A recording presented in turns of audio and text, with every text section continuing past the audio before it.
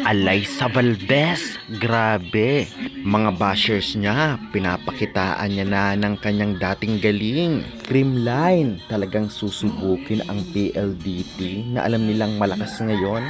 PLDT taas noo, kayang-kaya raw ang Creamline. Nagyayabang na kaya? Di pula natin pag-uusapan sa video ito. Kaya before that guys, please naman huwag niyong kalimutan mag-like, comment, and subscribe dito sa bago kong channel, Philippines Volleyball TV. Isang subscribe lang guys. Maraming salamat dahil road to 1,000 subscribers na po tayo. Thank you again. Based nga sa interview kay KKD ay talagang gusto agad nilang makalaban o makaharap ang Creamline. Ibig sabihin ba nito ay pagyayabang na? O confident na silang talunin agad ang CCS? Hindi na makapag-antay? Maraming ang netizens ang nakahalata nito at usap-usapan sa social media.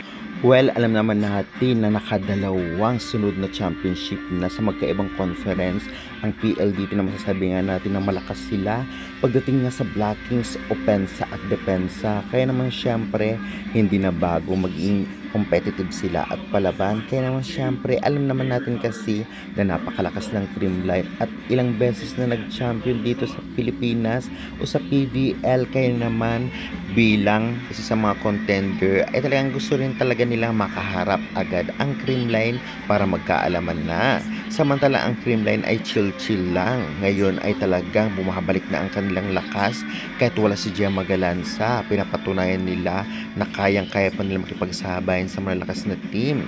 Samantalang natalo nga sila ng Akari ngunit sa loob ng 5 sets, ngunit bawing-bawi naman sa mga susunod na laban kaysa natuloy-tuloy ito. Well, napakaganda ngang sign na talagang bumabalik na unti-unti ang dating lakas ni Valdez noon pa sa UAAP dahil nga kahit hindi siya binabad ay talaga naka-double digits pa rin siya. Grabe din ang mga drop ball niya, mga palo niya at syempre depensa ay lalo nag-improve. Kaya naman sampal ito sa mga bashers niya na talaga namang hindi siya tinitigilan sa social media. Kaya naman congratulations Valdez, still humble ka lamang dahil marami pa nagmamahal sa iyo. Kaya naman kaabang-abang pa rin talaga ang magiging laban kung sakali ng PLDT at Creamline. At sa tingin ko excited lang ang PLDT makaharap ulit ang Creamline. Well, masasabi rin natin na magiging maganda ang labanan sakaling magkaharap ulit ang dalawang team na ito. Lalong-lalo pa parehong malakas talaga. Kaya talaga syempre tiyak puno na naman ang venue at tiyak maraming manonood online at pag-uusapan ito.